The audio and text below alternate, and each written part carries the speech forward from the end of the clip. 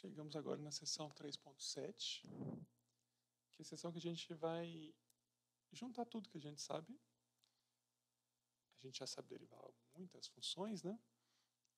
Então a gente já vai juntar tudo que a gente sabe para aplicar em problemas da vida real, né? Isso é ótimo, né? Problemas da vida real. Se vocês quiserem saber minha opinião sobre essa parte da matéria, é essa aqui, ó. Minha opinião é essa. Enfim. Vamos lá, então. Vamos abrir a sessão. Tá. Seção 3.7. Taxa de variação nas ciências naturais e ciências sociais. Uau.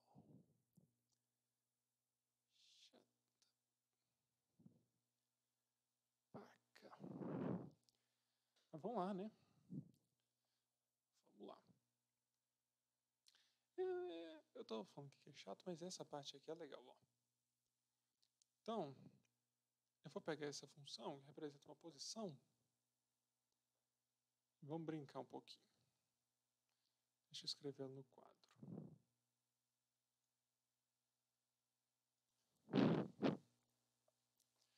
Então, vamos lá, né? Essa função aqui representa a posição da partícula no instante t. Tá bom. O que será que eu posso acrescentar aqui, né?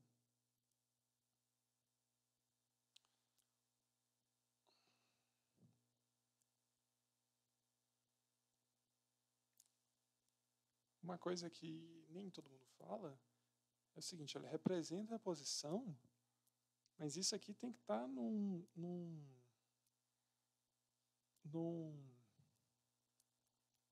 como é que chama isso aqui? Meu Deus do céu. Num lugar reto, né? Numa reta. Então esse movimento tem que ser retilíneo, né? Por causa que se o t vale 0, eu estou na posição 0. Nesse caso aqui, né? Se o t vale 1,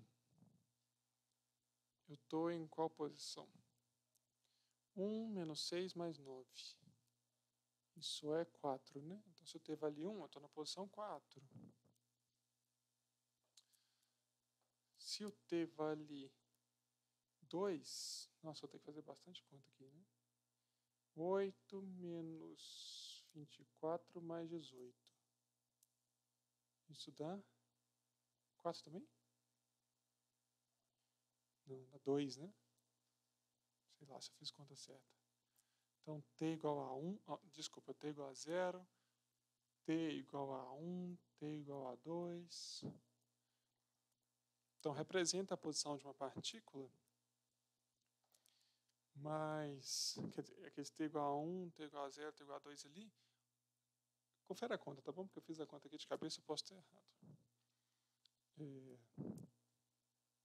Mas representa a posição de uma partícula que se move em uma direção só.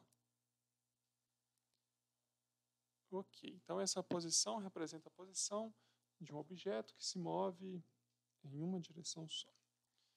Pergunta para você, qual que é a velocidade desse objeto? Então, se você tem uma função que descreve em cada instante a posição desse objeto, você consegue, a partir dessa função, encontrar uma nova função que descreve a velocidade desse objeto em cada instante.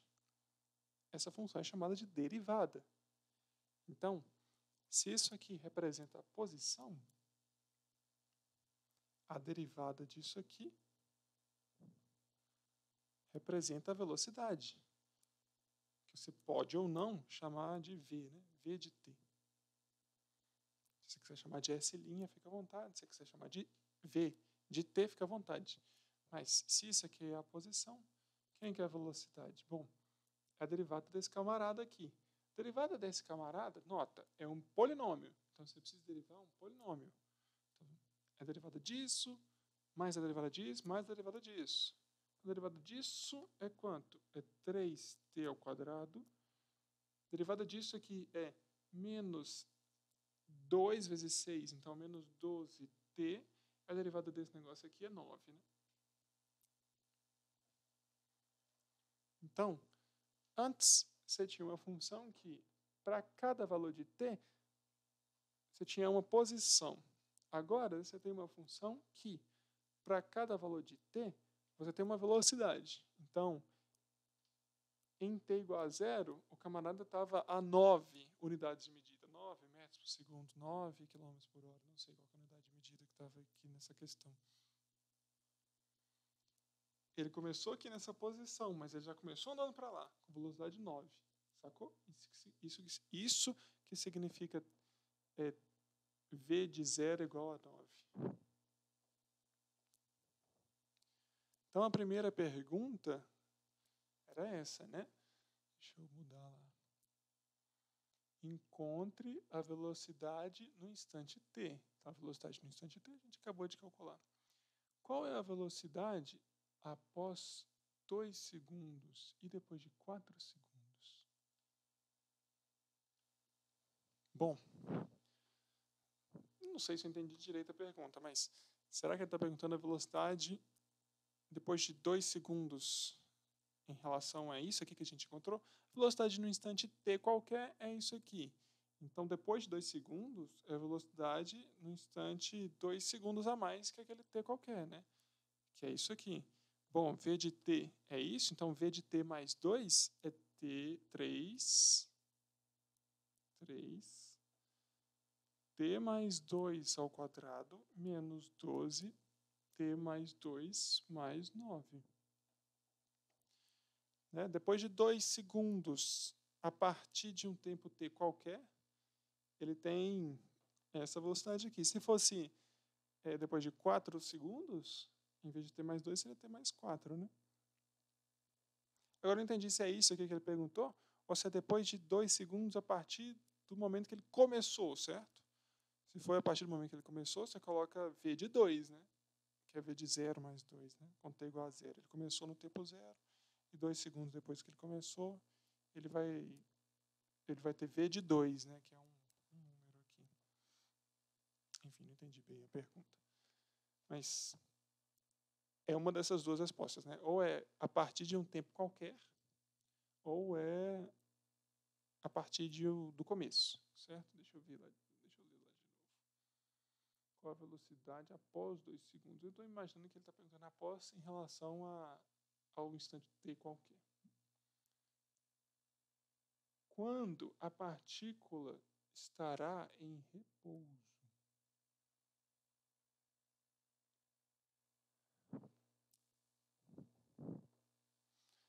Quando que um objeto está em repouso? Quando a velocidade desse objeto é 0, né? A velocidade desse objeto está representada por essa função, v de t. Então, quando que v de t, que é igual a 3t ao quadrado menos 12t mais 9, quanto que esse negócio... Quando? Para qual valor de t que esse negócio aqui vai ser 0? E aí você tem que resolver uma equação de segundo grau aqui, né? Se você tem que resolver essa equação aqui, você pode dividir essa equação toda por 3, ficando t ao quadrado menos 4t mais 3 é igual a 0. E aqui eu vou usar, sei lá, soma e produto. A soma dos dois tem que dar 4, o produto dos dois tem que dar 3. Então, as raízes dessa equação é 1 e 3, né? Se você quiser usar a Bhaskara para resolver aqui, fique à vontade para usar a Bhaskara. Então, quando t vale 1, o objeto está em repouso. Quando t vale 3, o objeto também está em repouso. Nota que se você colocar t igual a 1 aqui nessa coisa, vai dar 0. Se você colocar t igual a 3 aqui nessa equação, vai dar 0. Então, esses dois instantes, t igual a 1 e t igual a 3, são os instantes que a partícula para. O que mais?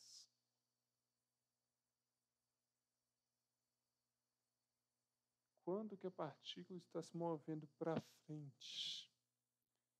Isto é, no sentido positivo. Então, está perguntando quando que a velocidade é positiva, né? Por causa que se a velocidade é negativa, significa que ela está andando para trás, certo? Certo. Então, quando que a velocidade é positiva? Bom, a velocidade é essa função, e essa função é uma parábola, né? A gente sabe que é uma parábola virada para cima, né? Por causa que esse cara aqui é positivo. E aí, 1 e 3 são as raízes dessa parábola, né? Então, ela é uma coisa assim. Eu vou fazer um esboço aqui, grosseiro. 1 e 3. Então, uma coisa assim. Aí, aqui é 1 e aqui é 3.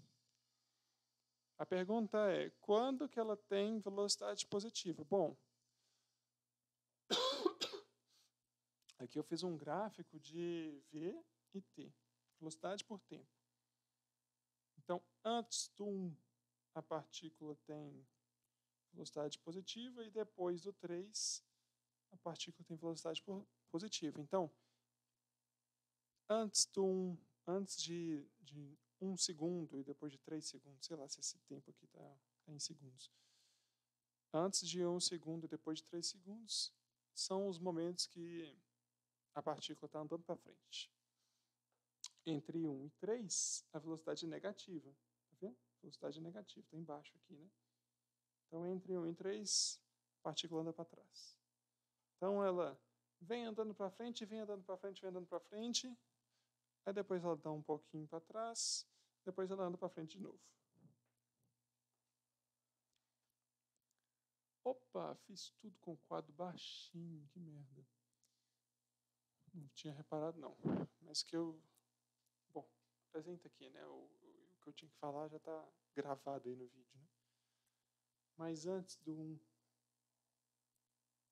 a velocidade é positiva, depois do 3, a velocidade é positiva, e entre 1 e 3, a velocidade é negativa. Foi mal, não reparei que eu estava falando com o livro aberto, não. Próxima coisa. Faça um diagrama para representar esse movimento. Encontre a distância, enfim. Encontre a aceleração. Então, ó, se você tem a função que é a posição, derivou uma vez, encontrou a velocidade. Derivou mais uma vez, encontrou a aceleração. Aí tem a solução aqui também, né? Deixa eu... Tem aqui a solução de cada um desses itens, né? Bom, resumo aqui desse caso, né? A gente sabe derivar. E essas coisas que a gente aprende, né? Derivada de uma função tal, derivada de uma função tal, servem para alguma coisa na vida real. Uma das coisas é para você representar, por exemplo, posições aqui, né? Esse aqui é o caso da física, né? Você pega uma partícula que está se movendo com o movimento definido a partir dessa função. Se você tem uma função que define o movimento de uma partícula, você consegue calcular a velocidade da partícula, a aceleração da partícula, quando que ela está se movendo para frente, quando que ela está se movendo para trás, blá blá blá. Tanto que ela se moveu. Enfim, tem aqui. Leiam aqui se vocês gostam de aplicar conhecimento.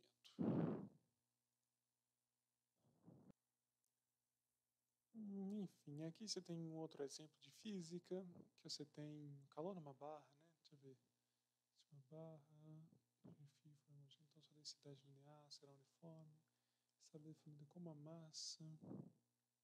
Suponha, contudo, que a barra não seja homogênea, mas que sua massa. Tá, então aqui é pensando em uma barra de algum material, que não fala.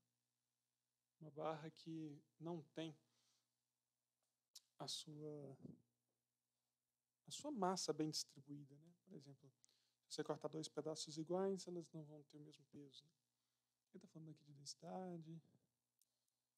Fizemos. Então, é uma aproximação para... se a gente pegar um pedaço ali, o professor de física pensa assim, um elementinho, né, pequeno, fazer isso ficar cada vez menor. Eu vou deixar, de verdade, eu vou deixar essas coisas aqui para vocês, por causa que cada um tem um interesse maior em alguma coisa. Por exemplo, eu acho essa parte aqui de física, essa descrição aqui, interessante, né?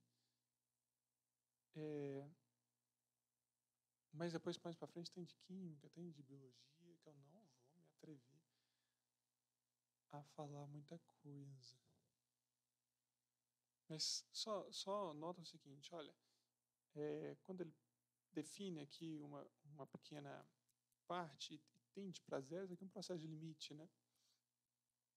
Então, mais uma vez, apresentando a utilidade prática dessas coisas que a gente está estudando. Corrente, aí define o que é corrente, né? Corrente é variação de cargas em um determinado instante, né? Se você pegar um instante infinitesimal, aí você mede a corrente, igual você mede a velocidade, né? Olha só, isso aqui, deixa eu ver se está gravando, nem sei se está gravando. Tá. Isso aqui é o quê? Se você pegar a variação da posição, uma variação da posição infinitesimal e dividir por um tempo infinitesimal, bem pequeno, você tem a velocidade instantânea, né, naquele instante. O processo de limite aqui. Se você pegar a variação das cargas, a variação do tempo, você tem a corrente ali, né? Tem uma associação importante aqui entre a velocidade de uma partícula e a corrente ali de um circuito, né? Ó, e se você, e óbvio, né? Se antes a gente precisava derivar a posição para encontrar a velocidade, é óbvio que isso aqui vai vindo uma derivada, né? Você vai ter uma função que vai descrever as cargas em algum objeto, né? Em algum fio. E aí você vai derivar essa função para você encontrar uma outra função que vai falar da corrente naquele objeto. Entendeu? Como é que você aplica essas coisas? Negócio de química. Química eu não sei nada. Mas parecem coisas parecidas, né? Parecem coisas... Taxa média de reação do produto C sobre um intervalo de tempo. Ó, raciocínio é análogo pra caramba, né? Você vai ter uma função que vai descrever alguma coisa, eu não sei o que esse C significa. C é o produto de dois reagentes, A e B. Então, concentração de reagente A,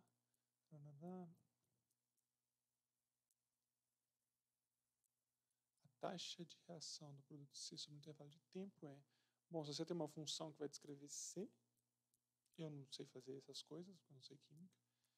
Se você tem uma função que vai descrever C, basta você derivar essa função para você encontrar derivado de C, oh, meu Deus do céu. Eu acho que essas coisas tem que saber, sabe? Tem que botar um pouquinho mais de mão na massa para falar aqui. Por isso que eu estou falando, esse capítulo, vou deixar com vocês.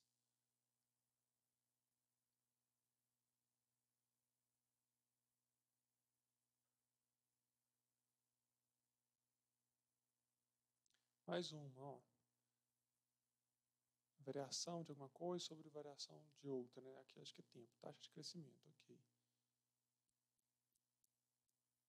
Esse aqui parece aquele problema que a gente estava conversando, né? De crescimento populacional, para encontrar função exponencial, né? Bonitinha aparecendo aqui no começo, né?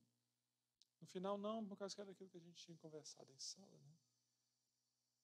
A função exponencial aparecendo aqui, tá vendo? Aparece imediatamente quando a gente começa a falar de dinâmica populacional, é impressionante. Impressionante não, né? A gente discutiu um pouco sobre ela em sala de aula.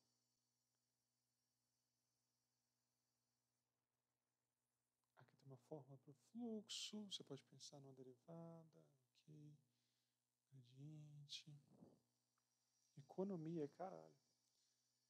Tem aplicação demais, né? Cálculo. Outras ciências, aqui eu quero ver. Outras ciências. Não tem melhor. Geólogo, blá blá blá. Então, ó, essa sessão é uma sessão de é uma sessão de leitura, beleza? Eu não tenho muito o que acrescentar nela, não. Mas, de fato, a ideia que eu acho que fica mais claro, pelo menos para mim, né, não sei, a ideia que fica mais clara é na parte da física. Que é aquela ideia, né? Se você tem, a variação da posição, a velocidade média ali daquele cara, né? Tipo assim, velocidade da variação da posição dividido pelo tempo, né? Por exemplo, se eu estou em Itabira, eu vou para Belo Horizonte. E eu sei que tem 100 km de distância, tá bom? Arredondando. Sei que tem 100 km de distância. Eu demorei 2 horas para sair de Itabira para ir para Belo Horizonte. Eu fiz uma velocidade média de 50 km por hora, né? Que é 100 dividido por 2. Então, eu sei calcular a velocidade média ali daquele trajeto. Só que a velocidade média não é a velocidade instantânea, certo? O que eu preciso fazer para encontrar a velocidade instantânea? Eu preciso fazer com que essa variação da posição e essa variação do tempo se tornem cada vez menores, certo? Então, se eu andar daqui para cá, um instante muito pequenininho e uma distância muito pequenininha, se eu fizer isso aqui cada vez tendendo para zero, eu vou conseguir encontrar a velocidade cada vez mais próxima da velocidade instantânea, né?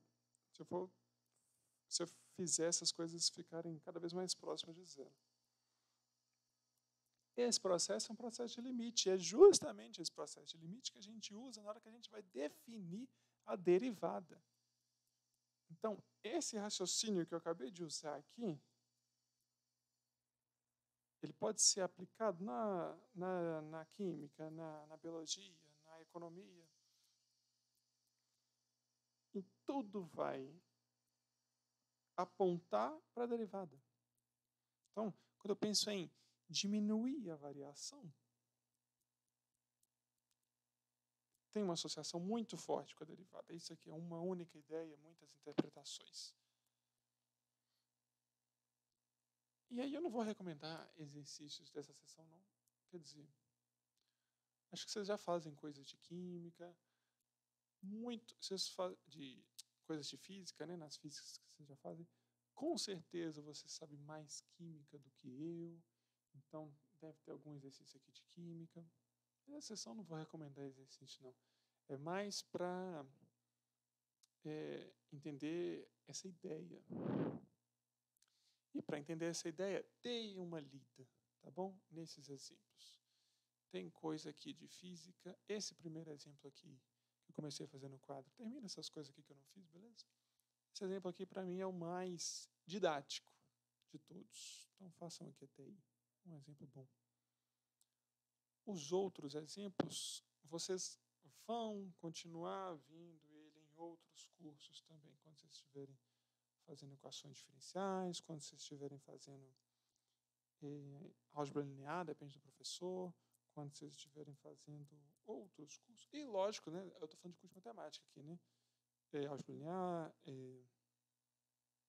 equações diferenciais, curso de matemática, mas vocês podem também fazer outros cursos, né? Vocês vão fazer outros cursos, né, de resistência de materiais, vocês fazem química orgânica, vocês fazem outros cursos assim, né? Então, fatalmente, vocês vão ver essas aplicações lá. E eu vou deixar para lá, né? Para que vocês vejam dentro com seus professores próprios aí de cada matéria, tá bom? Então, tá bom. Até mais. Essa sessão aqui não tem muito o que dizer, não.